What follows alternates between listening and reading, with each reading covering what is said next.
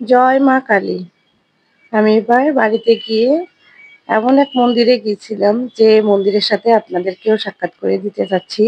এটা হচ্ছে আমাদের ভরতকালী মন্দির। এটা গাইবান্ধা জেলায় অবস্থিত। গাইবান্ধায় গেলে যেকোনো লোককে বললেই হবে। গাইবান্ধা থেকে মাত্র ২০ থেকে ২৫ টাকা ভাড়া। অটোতে যেতে পারেন, সিএনজিতে যেতে পারেন। এই মন্দিরে মানুষ মানসিক করে সেটা পূর্ণ হয় না এমন কোনো নজির নাই। এত যে যেটা মনস্কামনা নিয়ে এই মন্দিরে মানসিক করেছে সেটাই পূর্ণ হয়েছে। আর আমি এই মন্দিরে যেতাম একদম ছোটবেলা থেকে, যখন আমার বুঝ হয় তারপর থেকে আমি যেতাম দেখতাম। তখন কিন্তু এত সুন্দর রাস্তা ছিল না, এত ভাঙাচোরা রাস্তা ছিল আর এত গাড়ি ঘোড়া ছিল না। একদম আমরা রিক্সা করে যেতাম।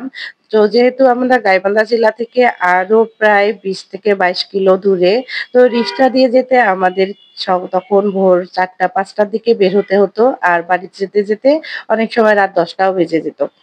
তো এই তো আমরা মন্দিরে চলে আসছি। মার মন্দিরে পূজা শুরু হয় ১২টা থেকে। আপনারা আমরা যেহেতু একটু সকাল সকাল গেছি আর এখন রাস্তা যেহেতু ভালো, এত তাড়াতাড়ি আসবো আমরা জানতাম না। তো যাই হোক, আমরা পৌঁছাইছি ওখানে ৯টার সময় বের হইছি বাড়ি থেকে। আর ওখানে পৌঁছাইছি প্রায় ১১টার দিকে। তো অনেকটা সময় আমরা পেয়েছি। আর এই তো দেখতে পাচ্ছেন, এটা হচ্ছে একটা বটবৃক্ষ।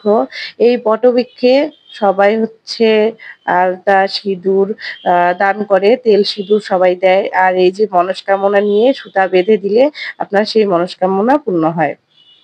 তো এখানে আসলেই আপনারা সেটা কিনতে পারবেন। পাশেই দোকান থাকে, অনেক দোকান বসানো থাকে। সেখানে আপনার মোমবাতি, সিঁদুর, আ তেল যা চাবেন তাই এখানে পাবেন।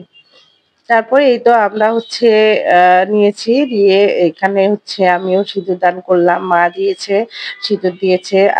তারপর হচ্ছে তেল দিয়েছে। আমিও এখানে তেল, সিঁদুর, মোমবাতি বা ধূপকাঠি সব জ্বালিয়ে দিলাম আমার ছেলেদের নামে, আমার স্বামীর নামে। তারপরে এই তো মায়ের দর্শনে মায়ের জন্য অপেক্ষা করতেছি যে মাকে আমরা কখন দর্শন করব। তখনও যেহেতু পুরোহিত আসে নাই। আর এখানে দেখছিলাম আমরা ভেটি। ভেটি দিতে গেলে যে যার মতো দিতে পারেন। এখানে হচ্ছে এটা হচ্ছে মূল গেট।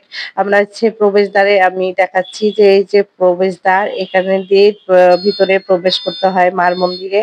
তারপর হচ্ছে আপনার ডান সাইডে থাকবে যে এই বটবৃক্ষ, যেখানে ওই যে দেখতে পাচ্ছেন দোকানদাররা বসে আছে, ওখান থেকে আপনারা সব কিনতে পাবেন। কিনে এই হচ্ছে বটবৃক্ষে দিবেন। তারপর এই তো মার হচ্ছে সম্পূর্ণ মন্দিরের ভিতরটা দেখাচ্ছি। এটা হচ্ছে মন্দির, মন্দিরের ভিতরেও কিছু দোকান আছে। তারপর হচ্ছে এইটা মোটামুটি ভালো একটা বড় স্পেস, যেখানে অনেক লোকজন থাকতে পারে, জমা হতে পারে। এই তো সবাই ধীরে, ধীরে আসছে। আমরা যখন গিয়েছি তখন অনেক কম লোক ছিল। ২-১ জন ছিল হয়তোবা। অনেক দূর দূরান্ত থেকে আসে।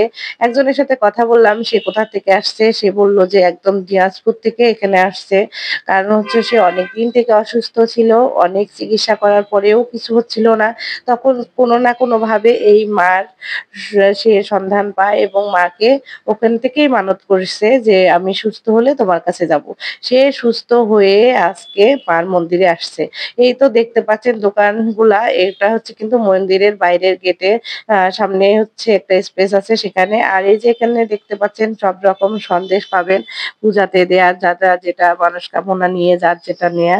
তো আমিও দিয়েছিলাম। আমি যেহেতু আমার দেবর অসুস্থ ছিল, তারপর হচ্ছে আমার স্বামীদের নামে, সন্তানদের নামে, সবার নামে আমি আরকি দিয়েছি। এই মার মন্দিরে এসে কেউ ফিরে যায় না খালি হাতে। আমি আমি তার অনেক প্রমাণ, অনেক চাহিদা দেখছি আজকে। মার জন্য আজকে আমার বাবাও হয়তোবা বেঁচে গেছে। কারণ আমার বাবা কিছুদিন আগে স্ট্রোক করছে। আ আর এই মানতটা ছিল আমার বাবার জন্যই। মা অনেকদিন থেকে বলছিল যে সবাই আসলে তারপরে যাবো। তো যাই হোক, এই ঈদে আমরা ছুটিতে সময় পেলাম। আর এখানে হচ্ছে পূজা হয় আপনার শনিবার আর মঙ্গলবার। আপনি যেকোনো শনিবার বা মঙ্গলবার গেলেই আপনি মার দর্শন পাবেন। কারণ এই পূজাতে শনিবার মঙ্গলবার যেহেতু বলি হয়, তো মাকে দেখতে সবাই হচ্ছে শনিবার মঙ্গলবারেই যায়। আর বৈশাখ মাসে যেমন এখন বৈশাখ মাস চলছে, এখন শনিবার মঙ্গলবার বিশাল আপনার হচ্ছে মেলা হয়। এত বেশি ভিড় হয়, যারা হচ্ছে মাকে দর্শন করতে যাচ্ছেন তারা, আমি মনে করি যে বৈশাখ মাসেও যেতে পারেন, বাট মেলা দেখতে পারবেন, সবকিছু দেখতে পারবেন। মাকে একদম সুন্দরভাবে কাছ থেকে দেখতে গেলে আপনার হচ্ছে এই তো যেকোনো মাসে শনি আর মঙ্গলবার যাবেন, দেখবেন যে মাকে অনেক সুন্দরভাবে দেখতে একদম কাছ থেকে দেখতে পারবেন। তারপর তো এই তো বেলা ১২টার পর থেকে পূজা শুরু হয়ে গেছে। শুরু হয়ে প্রায় ২টা পর্যন্ত পূজা হয়। এই ৩টার দিকে আপনার হচ্ছে এই যে বলিদান সম্পন্ন করা হয়। তারপর সব যাদের যেটা মনস্কামনা আছে, যারা কবিতর দিচ্ছে, তারপর হচ্ছে কেউ পাঠা দিচ্ছে, যার যেটা দিচ্ছে, তারপর হচ্ছে উৎসর্গ করে তারপর হচ্ছে বলিদান সম্পন্ন হয়। তো আমরা হচ্ছে সব কিছুর জন্য হচ্ছে অপেক্ষায় ছিলাম। কিন্তু এখানে হচ্ছে প্রসাদ বিতরণের কোনো অপশন নেই। প্রসাদ বিতরণ করলে হয়তোবা আরো বেশি ভালো লাগতো। কারণ অনেকেই দূর-দূরান্ত থেকে নিয়ে আসে, অনেকে খাবার সাথেই করে নিয়ে আসে।